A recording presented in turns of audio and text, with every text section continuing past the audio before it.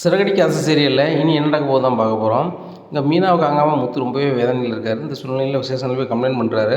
அப்போ போலீஸ் சொல்கிறாங்க, உன் மச்சனும் கம்ப்ளைண்ட் கொடுத்துருக்கா, நீனும் கம்ப்ளைண்ட் கொடுத்துருக்கீங்களா அப்படின்னு சொல்லும்போது திரும்பி பார்க்குறாங்க. சத்யாங்க இருக்கிறாரு. முன்னாடியே லூஸ் ஆடா நீ அப்படின்னு இருக்காங்க.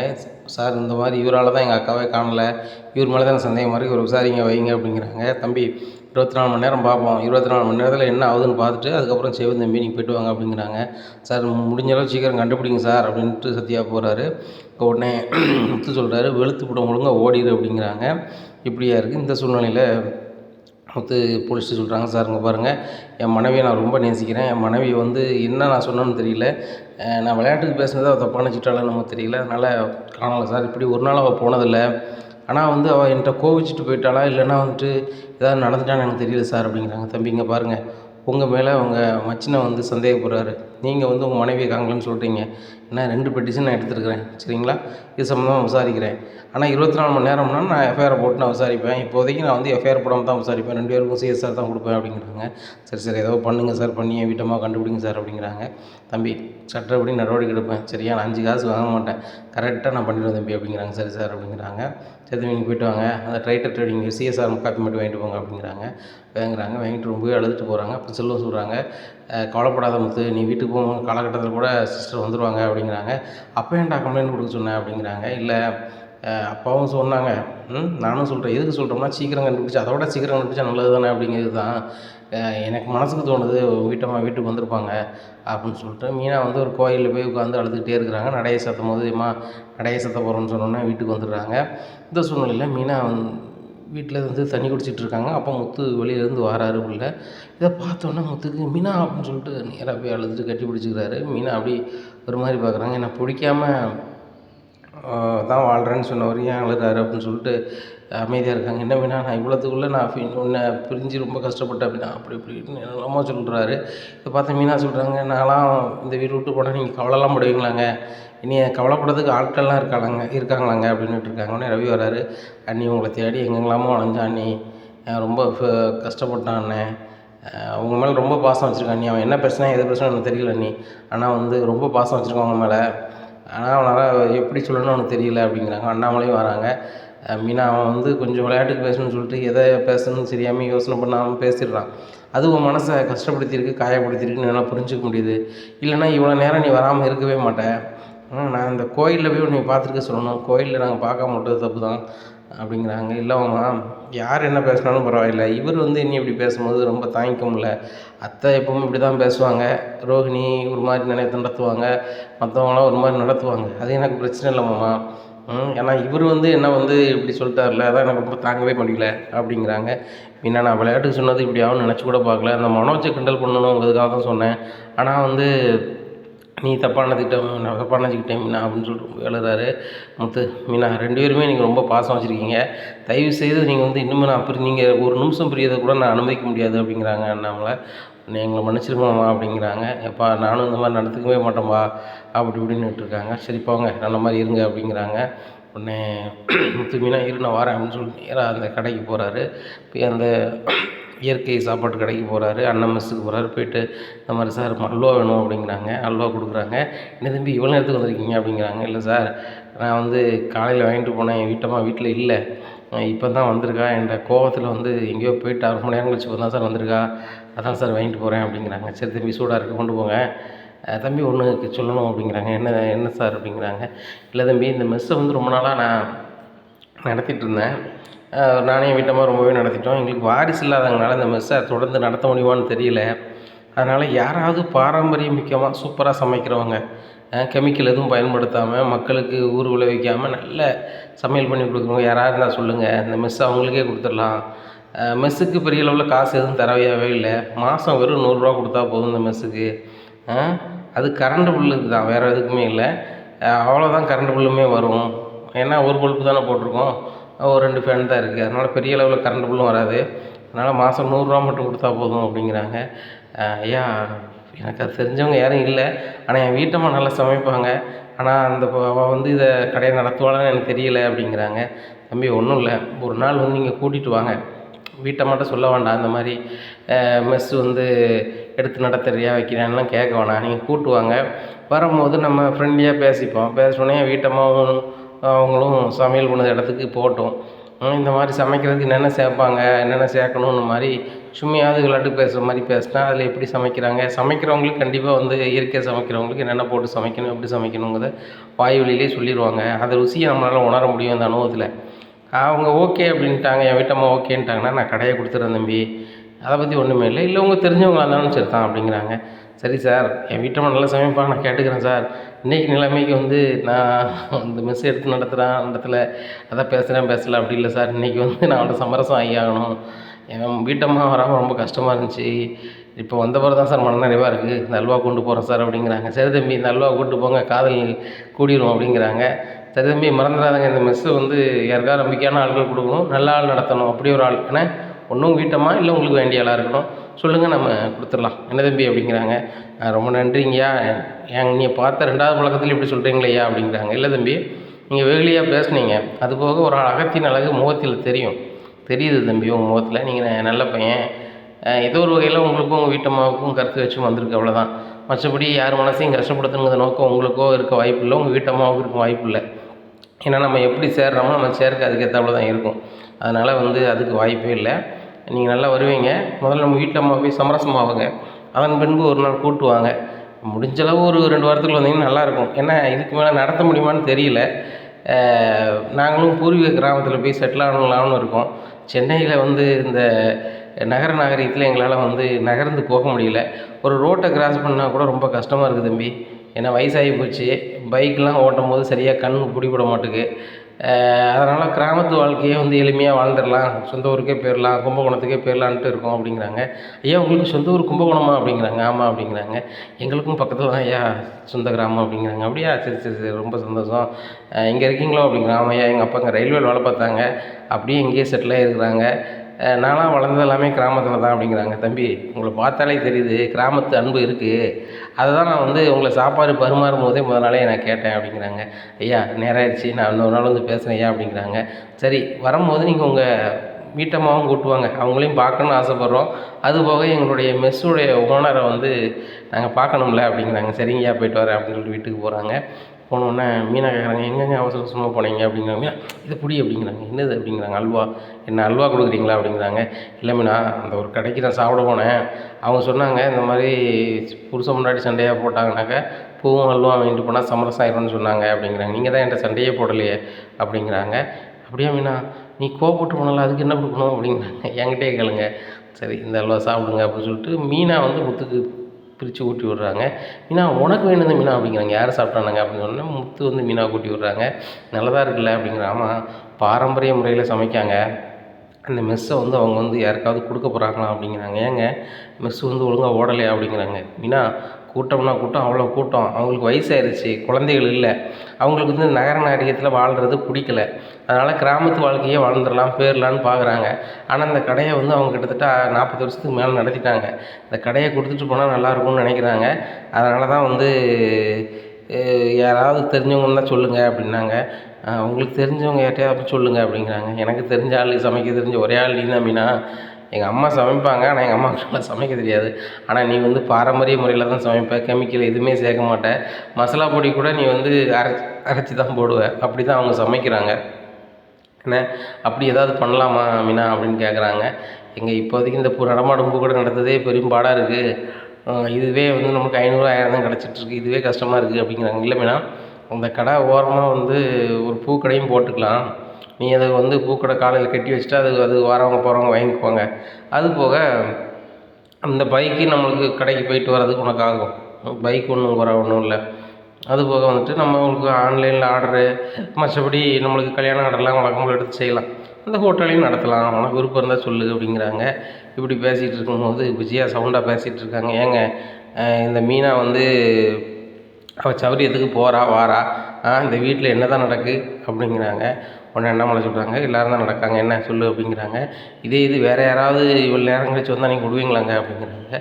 அவளுக்கு மனசு சரியில்லை, கோயிலில் போய் இருந்திருக்கா, கோயில் நட சாத்தினோடனே வீட்டுக்கு வந்திருக்கா, இவ்வளோ தான் நடந்திருக்கு, இதில் வேறு என்ன நடந்திருக்கு அப்படிங்கிறாங்க.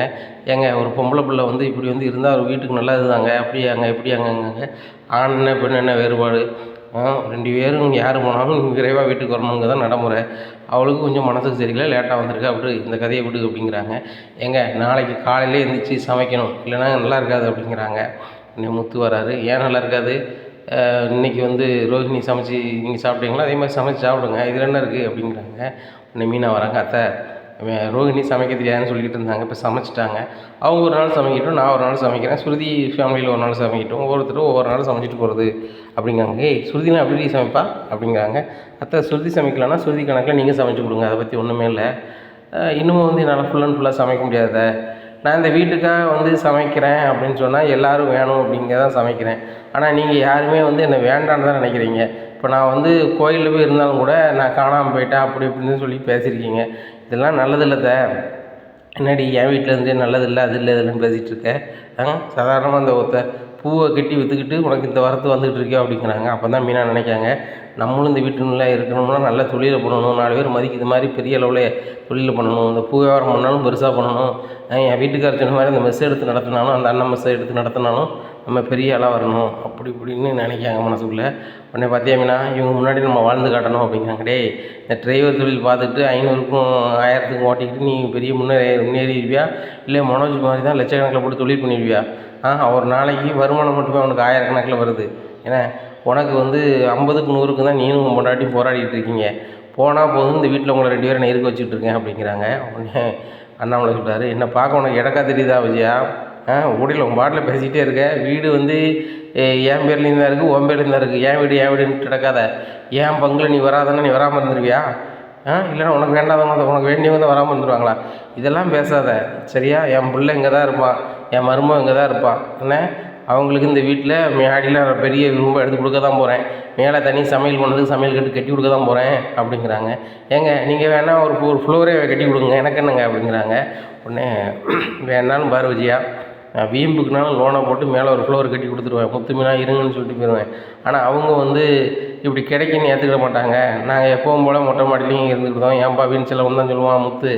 ஆமாம் வேண்டாம்ப்பா அந்த மீனா, அந்த 2 பேருமே அப்படி தான். ஆனால் ஒன்றை மாதிரி எதுக்கும் ஆசைப்பட்டுக்கிட்டோ வச்சுக்கிட்டோ பேசிக்கிட்டு இருக்க மாட்டான் அந்த மீனா. அதனால் மீனாவெல்லாம் இப்படி பேசுகிறத வேலை வச்சுக்காத அப்படிங்கிறாங்க. மாமா ஒன்றுமே இல்லை, இவ்வளோ ஆன பொண்ணாடி நான் வந்து நான் ஒரு நாள் சமைப்பேன், மற்றவங்கள சமைக்க சொல்லுங்கள். ஏன்னா உங்களுக்கு சாப்பாடு இல்லை அப்படின்னா கண்டிப்பாக நான் சமைச்சிடுவோம் மாமா, வேறு யாருக்கு நான் சமைக்க மாட்டேன். அது போக வந்து உங்களுக்கு சாப்பாடே இல்லைன்னா கூட பாரம்பரியமாக எங்கள் கடையில் சாப்பாடு கிடைக்குமா அங்கே வாங்கி கொண்டு கொடுத்துருவாங்க அப்படிங்கிறாங்க. ஆமாம் இந்த சிட்டியில் யார் பாரம்பரியமாக சமைக்க அப்படிங்கிறாங்க. ஏம்மா சமைக்கலாம் ஆள் இருக்காங்க அப்படிங்கிறாங்க. நீ வேணால் சொல்லிக்கிற வேண்டியதாண்டா, கண்ட கம்பிக்கெல்லாம் போடுவாங்க, ஏங்க இவங்க கொண்டு வாங்கி தராங்கன்னு எதுவும் சாப்பிட்டுக்கிட்டு எதுவும் ஆயிராமா அப்படிங்கிறாங்க. உடனே அண்ணாமலை சொல்கிறாங்க, என் மேலே ரொம்பவே பாசம்தான் விஜயா, நான் சாப்பிடாமல் கிடந்தாலும் வருத்தப்படுதோ வேதனைப்படுதோ முத்து மீனாக தான், நீ இல்லை அப்படிங்கிறாங்க. ஏங்க நானும் அன்றைக்கி கேட்கலையா அப்படிங்கிறாங்க. நீ பேரளவில் கேட்டேன், சாப்பிடுதீங்களா அப்படின்னு தான் கேட்டையே தவிர்த்து சாப்பிடுங்கன்னு வந்து ஒரு உரிமையை சொல்லலை. அதை புரிஞ்சுக்காம முதல்ல உள்ளேருந்து பேசுகிறதுக்கும் வெளிப்படையாக பேசுகிறதுக்கும் வித்தியாசம் இருக்குது அப்படிங்கிறாங்க. உடனே மீனா வந்து ரூமுக்கு வந்துடுறாங்க. அந்த முத்துட்டு சொல்கிறாங்க, ஏங்க அந்த மெஸ்ஸை நம்ம என்னென்னு பார்க்கலாங்க அப்படிங்கிறாங்க. மீனா நெசமாக தான் சொல்கிறேன் அப்படிங்கிறாங்க. நெசமாக தாங்க, நாளைக்கே பார்க்கலாம் அப்படிங்கிறாங்க. காலையில் விடிஞ்ச உடனே விஜயா வந்து சரி மீனா என்னத்தை பேசணும் காலைல சமைச்சிருவோம் அப்படின்னு நினைக்காங்க. மீனா காலையிலே குளிக்காங்க. மூத்தவங்க குளிச்சுட்டு 2 பேருமே வெளில கிளம்புறாங்க. உடனே அண்ணாமலை கேட்குறேன், எங்கே கிளம்புறீங்க அப்படிங்கிறாங்க. இல்லைப்பா நாங்கள் வரும்போது உங்களுக்கு சாப்பாடு எடுத்து வந்துடுறோம், ஒரு வேலையாக வெளியே கொண்டு இருக்குது அப்படிங்கிறாங்க. உடனே விஜயா சொல்கிறாங்க, ஆமாங்க இவங்க பெரிய கலெக்டரு, இவங்க வெளியில் போய் வேலையை பார்த்துருவாங்க அப்படிங்கிறாங்க. இப்போ ஒரு முக்கியமான வேலையை போகிறேன், போய்ட்டு வந்து சொல்கிறோம்ப்பா அப்படிங்கிறாங்க. சரிப்பா போய்ட்டு வாங்க அப்படிங்கிறாங்க. ஏங்க இவங்க அவங்க பாட்டில் போனால் சமையல் யாருங்க பண்ணுறது அப்படிங்கிறாங்க. உடனே அண்ணாமலை சொல்கிறாங்க, நேற்று சமைச்சிங்களா அதை மாதிரி சமைச்சு சாப்பிடுங்க அப்படிங்கிறாங்க. உடனே என்னடி சமைக்காம அவங்க பாட்டில் அலைஞ்சிட்டு இருக்க அப்படிங்கிறாங்க. அத்தை மாமாவே இதுக்கு விட சொல்லிட்டாங்க, ஒரு கேள்விக்கு ஒரு விட தான் அழிக்க முடியும், என்ன மாமா அழிச்சிட்டாங்க, நேற்று சமையல் பண்ணவங்க இன்றைக்கி சமைச்சு சாப்பிட்றதுக்கு ஒன்றும் பிரச்சனை இல்லை, சாப்பிடுங்க, ஏன் டேன் வரும்போது நான் சமைச்சிக்கிறேன் தே அப்படின்னு சொல்லிட்டு கிளம்பி போகிறாங்க. மீனா பாஷா மாதிரி பேசி மீனா அப்படிங்கிறாங்க. இல்லைங்க நான் இது நாள் வரைக்கும் புழு பூச்சாக தான் இருந்தேன், சமைச்சு கொடுத்துட்டு தான் இருந்தேன், இன்னும் நான் சமைச்சு கொடுத்துட்டு தான் இருந்திருப்பேன். ஆனால் அவங்க ரொம்ப என்னை இழிவாக பேசும்போது என்னோடய சுயமரியாதை தடுக்கலாங்க அப்படிங்கிறாங்க. உண்மையிலே மீனா நம்ம சுயமரியாதை தடுக்கிறது மாதிரி எந்த வேலையும் நம்ம செய்யக்கூடாது, அது நம்மளுக்கு இழுக்குது, அது சரியே வராது. நம்மளுக்குன்னு ஒரு அன்பு இருக்கணும், அதில் ஒரு அரவணைப்பு இருக்கணும். நம்ம வேலை செஞ்சு கொடுத்தாலும் சமைச்சு கொடுத்தாலும் ஒரு அன்பு நீ செஞ்சு தான் தரணும் அப்படிங்கிறத நம்ம செய்யணுங்கிற கட்டாயம் நம்மளுக்கு யாருக்குமே கிடையாது. சரி வா போவோம் அப்படின்னு சொல்லிட்டு காரில் ஏறி போகிறாங்க. போனால் நேராக மீனா வீட்டில் போய் கார் நின்றோடனே என்னங்க எங்கள் வீட்டுக்கு வந்திருக்கீங்க அப்படிங்கிறாங்க. இல்லை ஒரு நல்ல காரியத்துக்கு போகுதுன்னு ஒட்டி ஒரு ஆசீர்வாதம் உள்ள ஒரு வீட்டுக்கு போயிட்டு வரணும் அப்படின்னு சொல்லிட்டு நேராக வீட்டுக்கு போகிறாங்க. சத்யா இருக்கு அவள. என்ன மாப்பிள்ள அப்படின்னு சொல்லிட்டு கண்ணத்தை பிடிக்காங்க. இங்கே மீனா முழிக்காங்க. வந்தோடனே எறும்பு இருப்பாங்கன்னு எப்படி பார்க்குறாங்கன்னு சொல்லிட்டு, இது என் பொண்டாட்டி மீனா அப்படிங்கிறாங்க. இங்கே எங்கேயும் போகல, கோயிலுக்கு போய்ட்டு வீட்டுக்கு வந்துட்டாங்க. நீங்கள் நினைக்கிற மாதிரி உங்கள் அக்காவை நான் எதுவும் செஞ்சிடலை அப்படிங்கிறாங்க. என்னங்க இப்படி எனக்கு ஒன்றுமே புரியல அப்படிங்கிறாங்க. உன் தம்பி நான் வந்து உன்னை ஏதோ பண்ணிட்டேன்னு சொல்லி ஸ்டேஷனில் கம்ப்ளைண்ட் பண்ணானே அது அப்படிங்கிறாங்க. டேய் ஏன்டா இதெல்லாம் தேவையில்லாமல் பண்ணுறேன் அப்படிங்கிறாங்க. இங்கே சத்யா அப்படி ஸ்கேமாகி நிற்கிறாரு. அப்போ அதெல்லாம் ஒன்றும் நினைக்காதீங்க, ஒரு லூஸ் மாதிரி பண்ணிட்டான் அப்படிங்கிறாங்க. உடனே சீதா வராங்க. எங்கள் அக்கா வந்துட்டாலும் அதே போதுமாம்மா, நீங்கள் நைட்டு சொல்லலை அப்படிங்கிறாங்க. இல்லை மறந்துட்டேன் மீனா, மறந்துட்டேன் சீதா, ரொம்ப கவலையாக இருந்துச்சு. அவள் வந்து என் சாப்பிட்டாளா சாப்பிட்லான்னு சொல்லிட்டு அவளை பார்க்குறதே சரியாக போச்சு நேரம் அப்படிங்கிறாங்க. அக்கா ஏங்கா போனேன் அப்படிங்க. ஒரு பக்கம் போகலடி, நான் கோயிலில் தான் இருந்தேன். என்னடா சத்தனோட வீட்டுக்கு வந்துட்டேன்.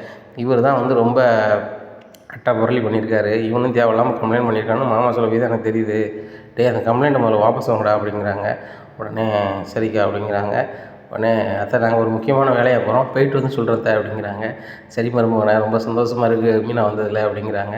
அத்தை அவன் எங்கேயும் போகல, நான் தான் பயந்துட்டேன், அவள் கோயிலில் தான் இருந்திருக்கா, கொஞ்சம் மனசு கஷ்டமாக போயிட்டு அப்படிங்கிறாங்க. ஏன்டி இப்படி பண்ண அப்படிங்கிறாங்க. இல்லை எல்லோரும் நீ எது பேசினாலும் எனக்கு ஒன்றும் தெரியாது, இவர் வந்து என் மேலே ரொம்ப பாசமாக இருப்பார், இவர் வந்து ஒரு வார்த்தை சொன்னோன்னே என்னால் தாங்க முடியல அப்படிங்கிறாங்க. சரி சரி விடு, நல்லா சந்தோஷமாக இருந்தால் சரி தான், சரி போயிட்டு வாங்க அப்படிங்கிறாங்க. சரி தான் போயிட்டு வந்து சொல்கிறேன்னா அப்படின்னு சொல்லிட்டு நேராக போகிறாங்க. போயிட்டு அந்த மெஸ்ஸுக்கு போகிறாங்க, அண்ணன் மெஸ்ஸுக்கு போகிறாங்க. அண்ணன் மெஸ்ஸுக்கு பார்த்தா முத்து தம்பி வாங்க உட்காருங்க சாப்பிடுங்க அப்படிங்கிறாங்க. உடனே இருக்கட்டுண்ணே அப்படிங்கிறாங்க. இதான் வீட்டம்மா மீனா அப்படிங்கிறாங்க. நல்லா இருமா, 2 ஜோடி பார்த்தோம் சூப்பராக இருக்குது, ஏமா அங்கே வா அப்படிங்கிறாரு. ஒரு வீட்டம்மா கூப்பிட்றாங்க. கூப்பிட்டோன்னே ஜோடி ஒருத்தர் எப்படி இருக்குவார், தடவி போடுமா அப்படிங்கிறாங்க. எங்கள் கண்ணே பட்டுரும் அப்படின்னு சொல்லி அவங்க கண்ணை வச்சு கையை வச்சு திஷ்டி கழிக்கிறாங்க. திஷ்டி கழிச்ச உடனே பேசிகிட்டு இருக்கணும்னு சொல்கிறாங்க. இதான் ஒய்ஃபா, நல்ல பொண்ணு, இந்த பொண்ணு காணலான்னு சொல்லி துடிச்சு போயிட்டே தம்பி அப்படிங்கிறாங்க. இங்கெல்லாம் வந்தாங்களா அப்படிங்கிறாங்க. ஆமாம்மா, அவன்ட்டு சண்டை போட்டேன்னு சொல்லிட்டு முதல்ல வந்து அல்வாவும் சாப்பாடும் சாப்பிட்டு போனார். அப்புறம் வந்துட்டு காணலைன்னு சொல்லிட்டு ரொம்ப ஃபீல் பண்ணிட்டு வந்தார். 2வது வரையில் என் வீட்டம்மா மறுபடியும் சமரசம் கொடுத்துன்னு நைட்டு காணான்ட்டு இது வந்து அல்வா வாங்கிட்டு வந்தார் அப்படிங்கிறாங்க. இங்கே தான் வாங்கிட்டு வந்தீங்களா அப்படிங்கிற. ஆமாம் அப்படிங்கிறாங்க. சொன்னாரா தம்பி அப்படிங்கிறாங்க. ஆமாங்க சொன்னாங்க அப்படிங்கிறாங்க. சரி வாங்க நம்ம சமையல் கட்டை பாருங்கள் அப்படிங்கிறாங்க. சமையல் கட்டை பார்க்குறாங்க. உடனே இத்தனை வகை சமையல் இருக்குது, இதெல்லாம் எப்படி பண்ணுவீங்க, இதெல்லாம் பண்ண தெரியுமா அப்படின்னு கேட்குறாங்க புருஷன் முன்னாடி. உடனே இந்த சமையல் இப்படி பண்ணணும்னு சொல்லி மீனா படன்னு அவலத்தையும் பேசுகிறாங்க. பேசும்போது அவங்களுக்கே தெரியாத விஷயத்தையும் சொல்கிறாங்க. இதை கேட்ட உடனே அந்த மிஸ் நடத்துகிறவங்க, அண்ணன் மிஸ் நடத்துகிறவங்க ரொம்பவே ஷாக் ஆகிடுறாங்க. இந்த பொண்ணுக்கு இவ்வளோ வயசில் இவ்வளோ அனுபவமா அப்படின்னு சொல்லிட்டு, ஏம்மா நீங்கள் எத்தனை வயசுலேருந்து சமைக்கிங்க அப்படிங்கிறாங்க. எனக்கு தெரிஞ்சு 12 வயசுலேருந்தே நான் சமைக்கிறேன், எங்கள் அப்பா அம்மாவுக்கு ஹெல்ப்பாக இருக்கணும் அப்படிங்கிறதுக்காக நான் சமைச்சிருக்கேன், விறகடுப்புலையும் சமைச்சிருக்கேன், சிலிண்டர்லேயும் சமைச்சிருக்கேன், எனக்கு எல்லா வகையிலையும் சமைக்க தெரியும் அப்படிங்கிறாங்க. சைவமும் சமைப்பேன், அசைவமும் சமைப்பேன். சாப்பிட்றவங்க வந்து நான் அடுத்தவங்கள நினைக்காம நம்ம சாப்பிட்டா எப்படி சாப்பிடுவோம், இவ்வளோ ருசியாக சாப்பிடுவோம், இவ்வளோ ஆரோக்கியமாக சாப்பிடுவோம், இதை நினச்சி தான் சார் சமைப்பேன் அப்படிங்கிறாங்க. இதை கேட்டால் அவர் சொல்கிறார், உண்மையிலே நான் இதை தான்மா விரும்பினேன் அப்படிங்கிறாங்க. ரொம்ப சூப்பராக பேசுகிறோம்மா, மெஸ் வந்து நாங்கள் ரொம்ப நாளாக நடத்திட்டோம்மா, திடீர்னு யார்ட்டையாவது கொடுத்துட்டு போகிறதுக்கு எங்கள் மனசு இல்லை. 2வது இந்த விற்று தான் நாங்கள் ஏதாவது பண்ணணும்னு அவசியம் இல்லை. கிராமத்தில் சொந்த நிலம் இருக்குது, வீடு இருக்குது, அங்கே நாங்கள் எளிமையான வாழ்க்கையை வாழ்ந்துக்கிடுவோம். ஒரு காலகட்டத்தில் ஜெயிக்கணும் வைக்கணும்னு சொல்லி ஒரு வீம்பில் தான் வந்து இந்த கடையை வச்சோம். நல்ல வருமானம் வரும், கிட்டத்தட்ட ஒரு நாளைக்கு லாபம் மட்டும் ஒரு 10,000 கிடைக்கும். அதில் மாற்றிக்கிறதுல மாதம் இதில் வந்து ஒரு 3 லட்ச ரூபா நம்மளுக்கு அசால்ட்டாக எடுக்கலாம் அந்த கடையில். ஆனால் வந்துட்டு உணவு ரொம்ப தெளிவாக போடணும், அரிசி நல்ல அரிசியாக இருக்கணும், அது போக வந்து ஆரோக்கியமான உணவுகளை கொடுக்கணும், நாளைக்கு சாப்பிட்டவங்க மறுபடியும் நம்மளை தேடி வருது அளவுக்கு நம்ம பண்ணணும் அப்படிங்கிறாங்க. ஆமாங்க அதானே நல்லது அப்படி இப்படின்னுட்டு இருக்காங்க. சரி தம்பி, இந்த மெஸ் வந்து உங்கள் வீட்டம்மாவை தான் கொடுக்க போகிறேன் அப்படிங்கிறாங்க. அம்மாங்க பாருங்கள், இந்த இடம் வந்து நான் இடம் வாங்கி தான் கட்டினேன், இந்த கட்டடத்துக்கோ எதுக்கோ நீங்கள் எதுக்குமே காசு தர வேணாம். ஏன்னா எங்களுக்கு 40 வருஷம் இந்த கட்டடம் வந்து எவ்வளவோ உழைச்சி தந்துருக்கு. இதை நீங்கள் எங்களுக்கு கூட பிறந்த அண்ணன் தம்பியோ யாரோ இல்லை, பெத்த பிள்ளை மாதிரி உனக்கு தாரம்மா, இந்த கடையை நீங்கள் வச்சுக்கோங்க சரியா, இந்த கடையை நடத்துங்க, என்ன பேர் புகழோடு வாங்க, பேர் என்ன பேர்னாலும் மாற்றிக்கோங்க, ஆனால் தரம் மட்டும் மாறக்கூடாது அப்படிங்கிறாங்க. உடனே சரிங்கய்யா அப்படிங்கிறாங்க. சரி ரைட்டு, அக்ரிமெண்ட் நம்ம நாளைக்கு போட்டுடலாமா அப்படிங்கிறாங்க. ஐயா நீங்கள் நான் 1 வாரம் இருக்குன்னு சொன்னீங்களா அப்படிங்கிறாங்க. இல்லை தம்பி, இப்படி ஒரு ஆள் வரும்போது நாங்கள் உடனே கொடுக்குறது தானே எங்களுக்கு புத்திசாலித்தனம் அப்படிங்கிறாங்க. உடனே ஐயா இப்படி யாருமே செய்ய மாட்டாங்க அப்படிங்கிறாங்க. இல்லை தம்பி, ஒரு கரெக்டான ஆள்கிட்ட கொடுத்துட்டு போகணுங்கிறதுக்காக தான் வெயிட் பண்ணிகிட்டே இருந்தோம், கரெக்டான ஆளை கூப்பிட்டு வந்துட்டீங்க, நீங்களே நடத்துங்க, உங்கள் வீட்டம்மாவுக்கு நீங்கள் சப்போர்ட்டாக இருங்க அப்படிங்கிறாங்க. சரிங்கய்யா அப்படிங்கிறாங்க. உடனே சரி நாளைக்கு வாங்க அப்படிங்கிறாங்க. உடனே சரிங்கய்யா அப்படிங்கிறாங்க. இந்த விஷயத்தை நேராக போய் சீதா வீட்டில் போய் சொல்கிறாங்க. உடனே சீதா அம்மா ரொம்பவே சந்தோஷப்படுறாங்க. மீனா நீ வந்து பெரிய லெவலில் ஒரு கடை வைக்க போகிறேன்னு எனக்கு ரொம்ப சந்தோஷமாக இருக்குது அப்படிங்கிறாங்க. உடனே சத்யா சொல்கிறாரு, ஏம்மா இதெல்லாம் அவங்க பண்ண வாய்ப்பு இல்லை, வேணா ஒரு தள்ளு வண்டி கடை வேணா ஒரு 5 கொஞ்சம் கொடுப்பாரு, இவர் எப்படி பெரிய மெஸ் வச்சு நடத்திடுவார் அப்படிங்கிறாங்க. உடனே அத்தை அவன் பேசிக்கிட்டே இருக்க வேண்டிதான், போற்றுபவர்கள் போற்றட்டும், தூற்றுபவர்கள் தூற்றட்டும், நான் எதுக்குமே கவலைப்பட போகிறது கிடையாது. ரெண்டாவது என் பொண்டாட்டி சொல்லிட்டா, பழைய மாதிரி நம்ம இருக்கக்கூடாதுங்க, நீங்கள் உங்கள் கோவமே இருக்கக்கூடாது, அப்போனா தான் தொழில் பண்ண முடியும்னு சொல்லிட்டா வர வழியில். நான் கோவப்பட போகிறது இல்லை. மாப்பிள்ளை உனக்கும் நாள் வா பார்ட்டி உண்டு மாப்பிள்ளை அப்படிங்கிறாங்க. மாமா எங்களுக்கெல்லாம் உண்டா அப்படிங்கிறாங்க. சித்தா உனக்கு இல்லாமையா? கண்டிப்பாக உண்டு அப்படிங்கிறாங்க. உடனே நேராக வீட்டுக்கு போகிறாங்கப்பா, ஒரு சந்தோஷமான செய்திப்பா அப்படிங்கிறாங்க. என்னப்பா அப்படிங்கிறாங்கப்பா, எல்லாரையும் கூப்பிடுங்கப்பா அப்படிங்கிறாங்க. டேய் எல்லோரும் வாங்கடா அப்படிங்கிறாங்க. மனோஜ், ரவி, சுருதி எல்லாருமே வந்து இருக்காங்க. உடனே என்னப்பா, நான் இப்போ தான் வேலைக்கு போய்ட்டு வந்து ரொம்ப வசதியாக இருக்குது, பிஸ்னஸ் பண்ணிகிட்டு இருக்கேன், எனக்கு ரெஸ்ட் எடுக்கணும்னு நினச்சேன், அதுக்குள்ளே கூப்பிட்டீங்களாப்பா அப்படிங்கிறாங்க. டேய் ஓவரா சீன் போட்டுட்ருக்காத, நானும் பிஸ்னஸ் பண்ண போகிறேன் அப்படிங்கிறாங்க. என்னடா பிஸ்னஸ் பண்ண போகிறேன்? என்ன பூ வியாபாரம், உங்கள் வீட்டம்மா வந்து பூ வித்துட்டு இருந்தால் வண்டி வச்சு, நீ காரில் பூ விற்க போறியா அப்படிங்கிறாங்க. ரொம்ப கேவலமாக பேசாத, எந்த தொழிலையும் என்றைக்கு ஒரு நாள் நான் ஜெயிக்க தான் செய்வேன், அதை மாற்றிக்கிறது இல்லை. நீ என்னடா பெரிய தொழில் பண்ணுறது? நான் பெரிய ஹோட்டல் ஒன்று வைக்க போகிறேன் அப்படிங்கிறேன். ஹோட்டல் வைக்க போறியா? அது காசு எங்கடா வச்சுருக்க அப்படிங்கிறாங்க. உனக்கு ஒரு ஆள்கிட்ட ரெடி பண்ணி கொடுத்த மாதிரி எனக்கு ஒரு ஆள்கிட்ட ரெடி பண்ண என்னால் முடியாதா? ரெடி பண்ணிட்டேன் சரியா. ஒரு இயற்கை உணவகம், மீனா மண்பானை உணவகம்னு சொல்லி வைக்க போகிறேன். என்ன மண்பானை கடை வைக்க போகிறேன். மண்பானையில் தான் சாப்பாடு ஃபுல் அண்ட் ஃபுல்லாக. என்ன பாரம்பரிய முறையில் தான் சாப்பாடு. ஏற்கனவே பழைய கஸ்டமர்லாம் இருக்காங்க. அந்த கடை 40 வருஷமாக அந்த கடை இருந்திருக்கு. இப்போ 41வது வருஷம் அந்த கடையை நான் வாங்குகிறேன், மீனா பேரில் நடத்துனேன் சரியா. நாங்கள் ஓஹோன்னு வர போகிறோம், நீ அதை பொறுத்திருந்து பாரு அப்படிங்கிறாங்க. ஏங்க இவ கடை ஆரம்பிக்க போகிறேன், அதை ஆரம்பிக்க போகிறோன்னு சொல்லிக்கிட்டு இருக்கா, வீட்டு வேலையை யாருங்க பாப்பா அப்படிங்கிறாங்க. அத்தை வீட்டு வேலையை பார்க்கறதுக்கு தான் நீங்கள் இருக்கீங்களே அத்தை அப்படிங்கிறாங்க. நான் பார்க்கணுமா அப்படிங்க. அத்தை நீங்கள் வீட்டில் இருந்தீங்கன்னா பாருங்க அத்தை, அதான் சொன்னேன் அப்படின்னா. நக்கலா அப்படிங்கிறாங்க. நக்கல் தான் அத்தை, ஆளை போல் ஒவ்வொரு நாளும் ஒவ்வொரு ஆள் சமைக்கட்டும், நான் போகிற அன்றைக்கி ஒரு நாள் சமைச்சு வச்சுட்டு போயிடுறேன் சரிங்களா. நாங்களும் 4 பேர் மாதிரி தொழில் பண்ணால் தான் நல்லது. நாங்கள் படிக்கலை வைக்கலன்னு சொல்லி என்ன என் புருஷனெல்லாம் இந்த வீட்டை ரொம்ப மட்டம் தட்டி பேசிகிட்டு இருக்கீங்க. இதெல்லாம் மாற்றணும். எங்களுக்கும் இந்த வீட்டில் ஒரு சுயமரியாதை வரணும், ஒரு மதிப்பு வரணும், மரியாதை வரணும் அப்படின்னா நாங்களும் தொழில் பண்ணி தான் ஆகணும். நாங்கள் தனியாக தொழில் பண்ணிக்கிறோம். நாங்கள் வந்து எதுவுமே பண்ணாமல் இருக்க போய் தானே எங்களுக்கு ரொம்ப இழிவாக இருக்குது. நீ இந்த பூ வியாபாரம் தானே பார்க்க, 50க்கு 100க்கு வித்துட்டு கிடக்க, உன்னால் வீட்டு வேலை செய்ய முடியாதா, வைக்க முடியாதான்னு நீங்கள் கேட்குங்க. இன்னும் அப்படி இல்லை, நாங்களும் ஒரு நாளைக்கு 5000 10,000 சம்பாதிக்கிற அளவுக்கு தொழில் பண்ண போகிறோம் அப்படிங்கிறாங்க. இதை கேட்ட விஜயா வாயை புழக்கிறாங்க. ரோஹிணியை பார்க்குறாங்க. என்னடா இவங்க வந்து 5000 10,000 சம்பாதிக்கிற தொழில் பண்ண போகிறாங்களா, அப்படி எப்படி வியாபாரம் ஆகும் அப்படி இப்படின்னு ரோஹிணி சொல்கிறாங்க.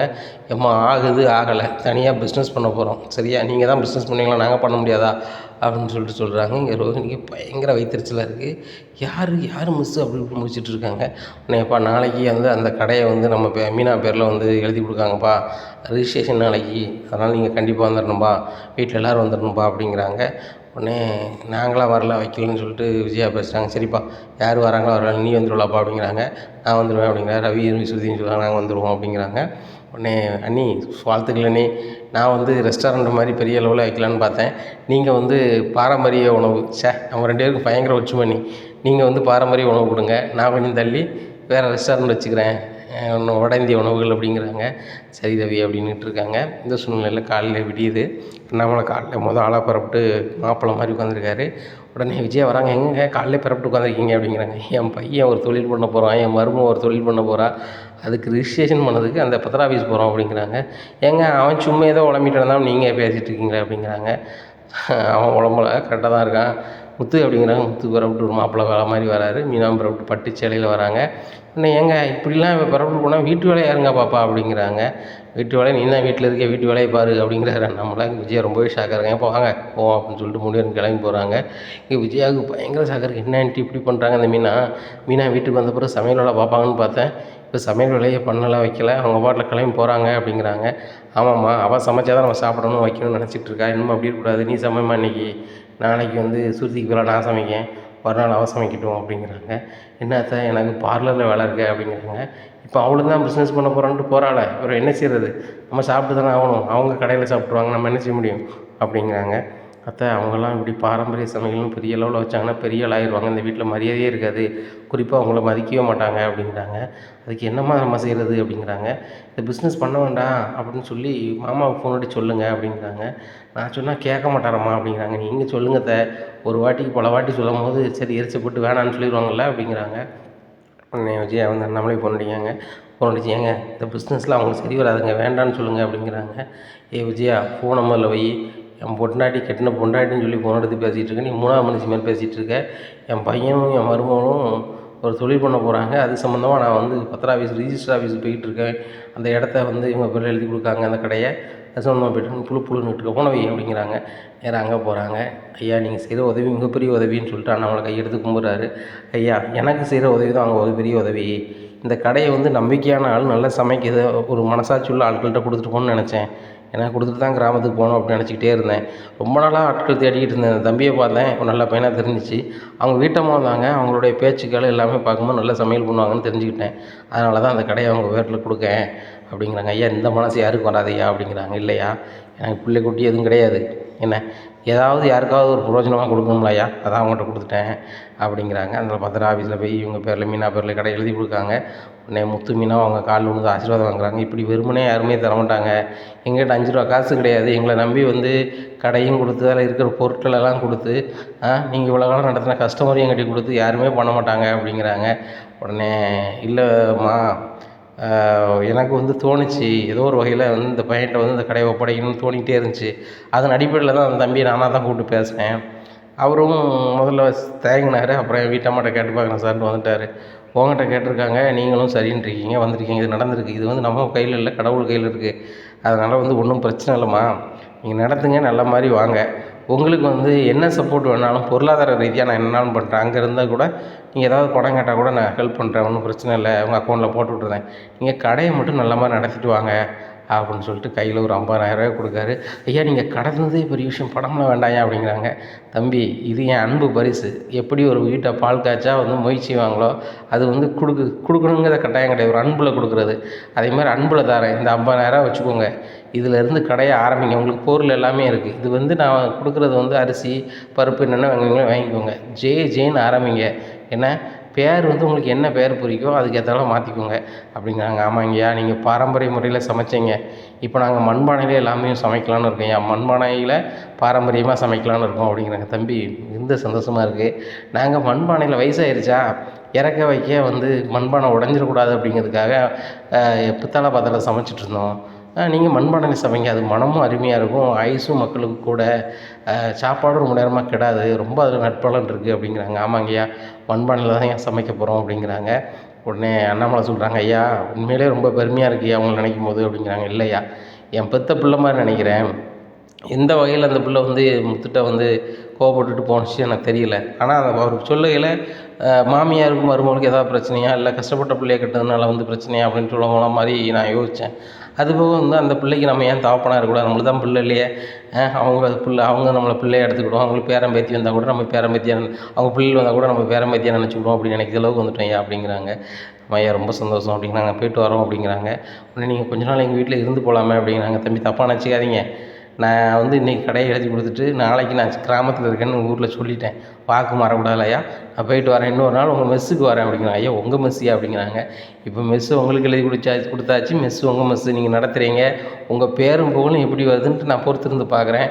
அதுபோக கிராமத்துக்கு நான் அட்ரஸ் உங்களுக்கு அனுப்புகிறேன், செல்ஃபோனுக்கு அனுப்புகிறேன், எனக்கு சரியாக அனுப்ப தெரியாது, வாட்ஸ்அப்பில் எனக்கு தெரிஞ்ச தம்பிகளை வச்சு அனுப்புகிறேன், நீங்கள் கிராமத்துக்கு வாங்க அப்படிங்கிறாங்க. சரிங்கய்யா அப்படிங்கிறாங்க. உடனே முத்து மீனா வீட்டுக்கு வராங்க. அண்ணாமலை சொல்கிறாங்க, டேய் முத்து மீனா இன்னுமே வந்து உங்களுக்கு இந்த வீட்டில் ஏறுக ஆள் தான் அப்படிங்கிறாங்க. விஜயா வெளியே வா அப்படிங்கிறாங்க அண்ணாமலை. நீ என்னங்க சவுண்டாக பேசுகிறீங்களா அப்படிங்கிறாங்க. நீ என்ன முத்தை படிக்கலை மீனா படிக்கலை, என்ன பாரு அவங்க பெரிய ஒரு ஹோட்டல் ஓனர் ஆகிட்டாங்க அப்படிங்கிறாங்க. ஏங்க சாதாரண ஒரு தள்ளுவண்டி கடை வைக்கிறதுக்கு பேசியிருப்பீங்க அப்படி தானே அப்படிங்கிறாங்க. வா அவங்கள எல்லாருக்கும் அந்த ஹோட்டல் திறப்புலால் தான் உங்களுக்கு இருக்குது அப்படிங்கிறாங்க. உடனே மனோஜ் கேட்குறாங்க விஜயா, என்னடா இவங்க இப்படி சொல்கிறாங்க அப்படிங்கிறாங்க. தெரியலம்மா போய் பார்த்தா தான் தெரியும் இவங்க போயிட்டப்பு அப்படிங்கிறாங்க. இந்த சூழ்நிலையில் முத்து நீ வந்து அந்த திறப்பு ஏற்பாடுக்கு என்னெல்லாம் பண்ணு அப்படிங்கிறாங்க. இப்போ நாளைக்கே திறப்புலாப்பா, 4 நாள்னு சொல்கிறாங்க அப்படிங்கிறாங்க. சரிப்பா பண்ணுங்க. ஏங்க உடனே கடை எப்படிங்க திறக்க முடியும் அப்படிங்கிறாங்க விஜயா. ஏங்க ஒரு ஹோட்டல் திறக்கணும் என்னென்ன பொருளை வாங்கணும் அப்படிங்கிறாங்க. அந்த ஹோட்டலில் ஏற்கனவே நடத்தினவங்க வந்து இவங்ககிட்டயே கொடுத்துட்டு போயிட்டாங்கல்ல, எல்லா பொருளும் சேர்த்து தான் கொடுத்துருக்காங்க அப்படிங்கிறாங்க. ஏங்க அந்த கடை நடத்தினவங்களுக்கு கடையில் ஒழுங்காக ஓட்டம் இருந்திருக்காது, நட்டை போட்டிருப்பாரு, நம்ம நட்டை போட்டது பரவாயில்லை, இன்னொருத்தவங்க ஒளியேற்றும்னு சொல்லி உன்ட்ட கொடுத்துட்டு போகிறாங்க அப்படி தானே அப்படிங்கிறாங்க. உன் வாயில் விளக்கெண்ணி வச்சு தான் தேய்க்கணும், நல்ல ஓடின கடையை நல்ல ஆட்கள்கிட்ட கொடுத்துட்டு போகணும்னு சொல்லி கொடுத்துட்டு போகிறாங்க அப்படிங்கிறாங்க. ஏங்க முத்துக்கு சமைக்க தெரியுமா, என்ன தெரியும் அப்படிங்கிறாங்க. அவன் பொண்டாட்டி சூப்பராக சமைப்பால இந்த ஹோட்டல் நடத்த போகிறது மீனா தான், உரிமையாளர் மீனா தான். இதை நிர்வாகம் பண்ண போகிறது தான் முத்து. சரியா? கார் ஆஃபர் இருந்தாலும் அவன் போவான். பூ வியாபாரம் பண்ணுறதுக்கு அதில் முகப்புல ஒரு கடை இருக்குது, அது பூ வியாபாரம் தனியாக நடக்கும். ஏன்னா அப்படிங்கிறாங்க.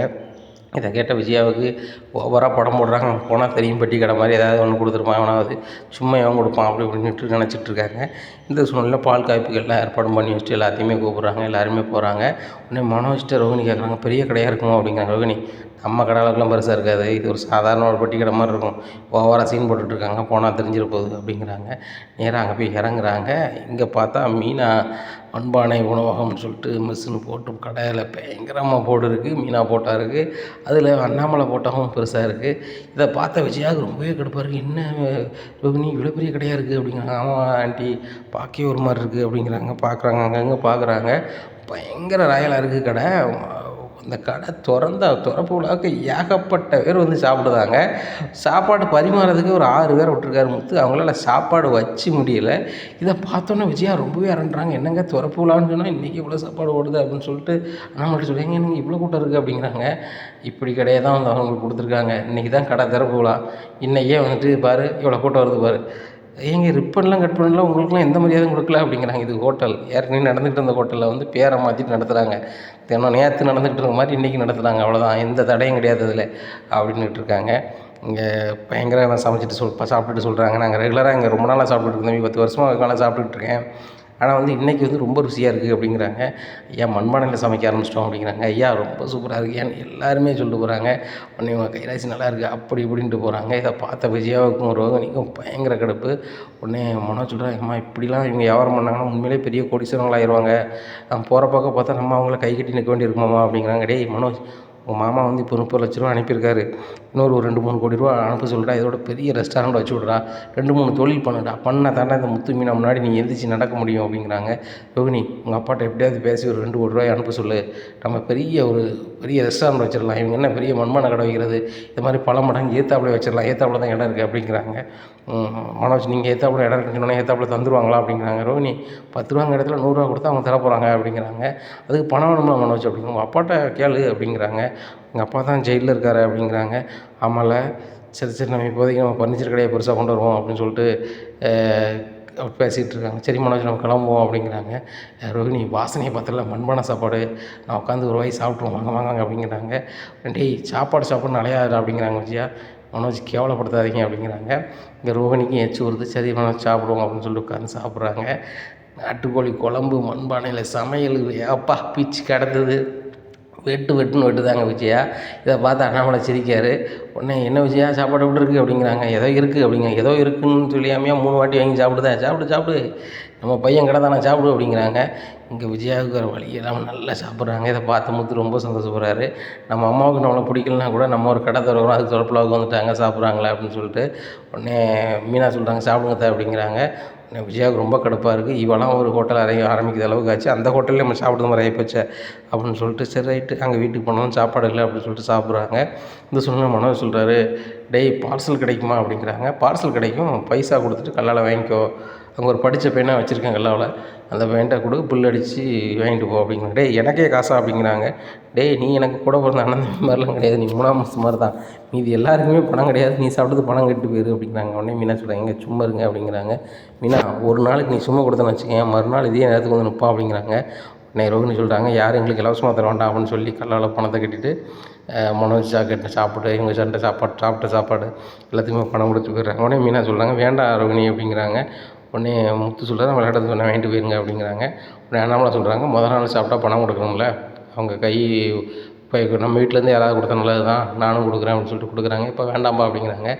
முத்து, நான் ராசிக்காரன்னு சொல்லுவோம்ல, இந்த ராசிக்காரன் பணம் கொடுத்தா நல்லது தானே, என்ன 1000 ரூபா வச்சுக்க அப்படின்னு கொடுக்குறேன். ஏங்க அவனே கடை ஆரம்பித்து பெரிய அளவில் சம்பாத்தியம் பண்ண தானே வந்திருக்காங்க, அவங்களுக்கு ஏன் காசை கொடுக்குறீங்க வைக்கிறீங்கன்னு சொல்லி விஜயா பேசுகிறாங்க. உனக்கு முத்துக்கு நான் எதுவும் செஞ்சிடக்கூடாது, செய்ய விடாமே என்னை வச்சுட்டேன். இப்போ பாரு, கடவுள் வந்து அவனை ஆசீர்வதிக்கிறதுக்காக யாரோ எங்கே இருக்க ஒரு ஆளோ இந்த கடையை கொடுத்து அழகு பார்க்காங்க. கண்டிப்பாக பாரு, இந்த இடத்துல பெரிய ஆளாக வருவாங்க, ஏற்கனவே இந்த கடைக்கு பயங்கர இதுக்கு பேர் இருக்குது, பெரிய ஆளாக வர போகிறாங்க அப்படி இப்படின்னுட்டு இருக்காங்க. உடனே ஒரு கல்யாண வீட்டுக்காரங்க வராங்க, வந்துட்டு எங்களுக்கு ஒரு 300 சாப்பாடு ஆர்டரு 2 நாள் கழிச்சு பண்ணி கொடுத்துடலாமா அப்படிங்கிறாங்க முத்துக்கிட்ட. சார் கண்டிப்பாக பண்ணிடலாம் சார் அப்படிங்கிறாங்க. 300 பேருக்குமே மண்பான சமையல் கிடைக்குமா அப்படிங்கிறாங்க. சார் 3000 பேர்னாலும் மண்பான சமையல் கிடைக்கும் சார் அப்படிங்கிறாங்க. உடனே மீனா ஆமாம் சார் அப்படிங்கிறாங்க. இதை கேட்ட விஜயா ரொம்பவே அடி போடுறாங்க. எவ்வளோ வரும் சார் அப்படின்னோடனே ஒரு அமௌண்ட் சொல்கிறாங்க. இதை கேட்டோன்னே இவ்வளோ பணம் வருமா அப்படின்னு சொல்லிட்டு இன்னொரு இப்படி பண்ணுறாங்க. ஆ இவங்களுக்கே இவ்வளோ வருதுன்னா நம்ம மனோஜ் இப்போ இடத்துல பர்னிச்சர் கடைக்கு இவ்வளோ வருமானம் வருமா அப்படிங்கிறாங்க. உடனே மனோஜ் சொல்கிறாங்க, ஏம்மா அப்படி வராது, பர்னிச்சர் கடையில் பொருள் விற்றா தான் நமக்கு லாபம் கிடைக்கும். அது போக வந்து நம்ம கம்பெனிக்காரங்களுக்கு 75% பணத்தையும் கொடுத்துடணுங்களாம்மா, நம்மளுக்கு 25% பணத்தில் தான் நம்ம லாபம் பார்க்கணும் அப்படிங்கிறாங்க. என்ன மனோஜ் சொல்கிற, நீ லட்சக்கணக்கில் போட்டு உனக்கு வருமானம் கம்மியாக வருதுங்க. இந்த மீனாவும் முத்தும் ஒன்றுமே போடலை, வெறும் கையோடு வந்து இந்த கடையை நடத்துகிறாங்க, வேறு லெவலுக்கு போகிறாங்களே மனோஜ் அப்படிங்கிறாங்க. ஆமாம் ஆண்டி, இவங்க வந்து தொடர்ந்து இப்படி தொழில் பண்ணிட்டு இருந்தானே எங்கேயோ போயிடுவாங்க அப்படிங்கிறாங்க. சரி ரோஹிணி, இது நடக்காது, இந்த கடையை நடத்துறது வந்து இவங்களுக்கு வந்து சிரமம் பண்ணி விட்டா முடிஞ்சு போச்சு அப்படிங்கிறாங்க. என்னண்டி செய்ய போகிறீங்க அப்படிங்கிறாங்க. அதுக்கு வேலையை பொறுத்து வந்து பாருமா, நம்ம வந்து வஞ்ச புகழ்ச்சி மாதிரி தான் பண்ணணும். முதல்ல வந்து நல்லா பேசுகிற மாதிரி இந்த மீனாட்ட பேசிடணும். அதுக்கப்புறம் சமையல் கட்டுக்குள்ளே போய் நின்றுட்டு ஒரு வேலையை காட்டி விட்டுறணும். வேலையை காட்டி விட்டால் ஆட்டோமேட்டிக்காக சீலை வச்சுருவாங்க அந்த கடையை, சீன் ஓவராயிரும், ஒன்றும் பிரச்சனை இல்லை அப்படிங்கிறாங்க. ஆண்டி இதை பண்ணிடலாமா அப்படிங்கிறாங்க. நீ தான் பண்ணணும் நீ அப்படிங்கிறாங்க. நானா அப்படிங்கிறாங்க. ஆமாம், நான் வந்து அவட்ட குழஞ்சி பேசினா வந்து நீ சந்தேகப்படுவா, நீ வந்து இந்த வீட்டில் வந்து மருமக நானும் நீனும் ஒன்று தானே ஒன்று மாதிரி பேசி சமையல் கட்டுக்கு எப்படியாவது போய்ட்டு என்னத்தையாவது போட்டு உனக்கு வேண்டியவங்களாம் சாப்பாடு வாங்க வச்சு இந்த டிவி பேப்பரு இந்த வாட்ஸ்அப்பு குட்ஸ்அப்புங்காங்களே அதெல்லாம் போட்டு விட்டு அசிங்கப்படுத்தி விட்டுரு, கடையை மூடிடுவாங்க, ஆட்டோமேட்டிக்காக முடிஞ்சு போச்சுல அப்படிங்கிறாங்க. அத்தை நீங்களும் பயங்கரமாக யோசிச்சிருக்கீங்க அத்தை அப்படிங்கிறாங்க. ரோஹிணி உன் கூட சேர்ந்தே ஐடியா எனக்கு பல மாதிரி வர ஆரம்பிச்சிட்டு அப்படிங்கிறாங்க. கண்டிப்பாக ரோஹிணி, இவங்க வந்து தொழில் பண்ணதை நம்ம அனுமதிக்க முடியாது. இப்படி இவங்க பண்ணாங்க அப்படின்னா வீட்லேயும் சமைக்க மாட்டா, யாரையுமே மதிக்க மாட்டா, சாதாரண பூக்காரி பெரிய ஒரு ஹோட்டல் வச்சு பெரிய முதலாளி ஆகுதா, நான் வந்து அதை அனுமதிக்க முடியாது அப்படிங்கிறாங்க. அத்தை இது கண்டிப்பாக பண்ணி ஆகணும் அப்படின்ட்டு கிளம்பி போகிறாங்க. முத்து சொல்கிறாரு, எப்பா ரொம்ப சந்தோஷமாக இருக்குப்பா நீங்களாம் வந்ததில்லை அப்படிங்கிறாங்க. என் பையன் ஒரு கடை ஆரம்பிச்சிருக்கான், அதில் வர்றது எனக்கு சந்தோஷம் தானே முத்து, நானும் காலையிலே வந்துடுவேன் மிஸ்ஸுக்கு, என்னால் முடிஞ்ச அளவுக்கு நான் பந்தி கிந்தி வைப்பேன் அப்படிங்கிறாங்க. இப்போ நீங்கள் கல்லாடம் மட்டும் இருந்தால் போதும் அப்படிங்கிறாரு முத்து கண்ணாம்பலக்கிட்ட. இவங்க பேசிகிட்டே இருக்கும்போது பரசுமாமா வந்துடுறாரு. மாமா உட்காருங்க சாப்பிடுங்க அப்படிங்கிறாங்க. சாப்பாடை சாப்பிட்டு முத்து ரொம்ப சந்தோஷமாக இருக்குது, நீனும் மீனாவும் தொழில் பண்ணுதீங்க நினைக்கும் போதே ரொம்ப ஆனந்தமாக இருக்குது, சாப்பாடு அருமையாக இருக்குது முத்து அப்படிங்கிறாங்க. ஆமாம்மா, இவங்க ஏற்கனவே பாரம்பரியமாக நடத்திட்டு இருந்தாங்க, அதே கடையை எடுத்து நடத்தும் போது நம்ம அப்படியே பண்ணணுமாம்மா, அதான் கூடுதலாக நாங்கள் மண்பானை சமையலை அறிவுப்படுத்தியிருக்கோமாம்மா அப்படிங்கிறாங்க. சமப்பா, மண்பானையில் நாட்டுக்கோழி கறி, அசைவம் பிச்சுடுது எங்கப்பா, பிச்சு கடத்துறீங்க அப்படின்னுட்டு இருக்காங்க. உடனே முத்து ஃப்ரெண்ட்ஸு கார் ஸ்டாண்ட்லேருந்து நிறைய பேர் வராங்க, வந்து சாப்பிட்றாங்க. முத்து அன்னைக்கு சாப்பிட்றது கூட செம்மையாக இருக்குது சிஸ்டர் கையில் அப்படி இப்படின்னு சொல்லிட்டு சாப்பிட்றாங்க. எல்லாருமே பணம் கொடுக்குறாங்க. வேண்டாங்கிறாரு முத்து. நாள் வந்து தர பணத்தை வேண்டாங்கக்கூடாது முத்து, நண்பரோ யாரோ பணம் இல்லாமல் சாப்பிட்டா உனக்கும் வருமானம் வராது, சரி வராது அப்படின்னு சொல்லிட்டு எல்லோரும் பணத்தை கொடுத்து சாப்பிட்றாங்க. அதில் நாள் லாபத்தை பார்க்குறாங்க. லாபத்தை பார்க்கும்போது 12,000 கிடச்சிருக்கு லாபம் மட்டுமே. இதை பார்த்தா மீனா சொல்கிறாங்க, ஏங்க என் வயசில் வந்து ஒரு நாள் வருமானம் இவ்வளோ பார்த்ததே இல்லைங்க அப்படிங்கிறாங்க. இல்லை மீனா, நீ பூக்கட்டி வந்துட்டு ஒரு நாள் 2 நாள் வேலை பார்த்ததுக்கு தான் அந்த காரை வாங்கி தந்தேன், உன்னால் முடியும் மீனா அப்படிங்கிறாங்க. இல்லைங்க, இப்படி தன்னம்பிக்கையாக நீங்கள் பேசும்போது கண்டிப்பாக என்னால் ஜெயிக்க முடியும் நம்பிக்கை இருக்குங்க அப்படிங்கிறாங்க. மீனா, இப்படி நீ பண்ணனால வந்து பாரு எவ்வளோ பேரும் புகழும் ஆகுது பாரு, மண்பானையில் நான் சமைச்சிடலான்னு சொன்னால் தான் நான் செஞ்சு காமிச்சது பூரா நீ இன்னும் ரெகுலராக பண்ணால் நல்லாயிருக்கும் அப்படின்னுட்டு இருக்காரு. உடனே வீட்டுக்கு போகிறாங்க. அங்கே ரொம்ப அசதியாக மீனா போகிறாங்க. என்ன அங்கே வியாபாரம் பயங்கரமாக இருந்தோன்னே ஓவராக பண்ணிகிட்ருக்கியோ அப்படிங்கிறாங்க. அதான் நான் என்ன பண்ணேன் அப்படிங்கிறாங்க. இல்லை ஹாலில் வந்து நெளிச்சிக்கிட்டு போகிறேன் அப்படிங்கிறாங்க. அதான் நான் சாதாரணமாக தானே போனேன் அப்படிங்கிறாங்க. இல்லை நீ தொழில் பண்ணதால ஓவராக பண்ணிகிட்ருக்க அப்படி இப்படின்னு சும்மா வீண் சண்டை இழுக்கிறாங்க. உடனே அண்ணாமலை கேட்குறாங்க, இப்போ தான் அவள் கடைக்கு போய்ட்டு வந்திருக்கா, எவ்வளோலாம் பேசிகிட்டு இருக்காது அப்படிங்கிறாங்க. ஏங்க ஒரு நாள் இவளுக்கு வந்து தொழில் பண்ணதே பெருசாக தெரியுதா, இந்த ரோகிணி மனோஜ்லாம் எவ்வளோ நாளாக தொழில் பண்ணுறாங்க, அவங்களாம் இந்த வீட்டில் பந்தாவாக பண்ணுறாங்க அப்படிங்கிறாங்க. ஏன் ஹாலில் வந்து இருக்கக்கூடாதா அப்படின்னு முத்து கேட்குறாரு. ஹாலில் இருக்கலாம், இந்த வீட்டுக்கு வந்து இருக்கிறதுக்கு வாடகை எதுவும் கொடுக்காங்களா வைக்காங்களா, ஒன்றும் கிடையாது, நீங்கள் வந்து தொழில் பண்ண ஆரம்பிச்சிட்டிங்களா, வீட்டுக்கு வாடகை கொடுங்க அப்படிங்கிறாங்க. இந்த வீட்டில் இருக்கிறதுக்கு வேறு யாரும் வாடகை கொடுக்கா அப்படிங்கிறாங்க. மாதம் ரோகிணி வந்து 5,000 கொடுக்காங்க என் செலவுக்கு, அது வாடகை மாதிரி தான் நான் வாங்கிட்டு இருக்கேன் அப்படிங்கிறாங்க.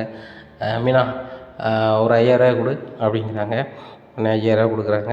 எம்மா அங்கே பாருங்கள், இந்த வீட்டில் குடியிருக்கு, நாங்கள் 5,001 தரோம் அப்படின்னு சொல்லிட்டு 5,000 1 கொடுத்துட்டு போயிடுறாங்க.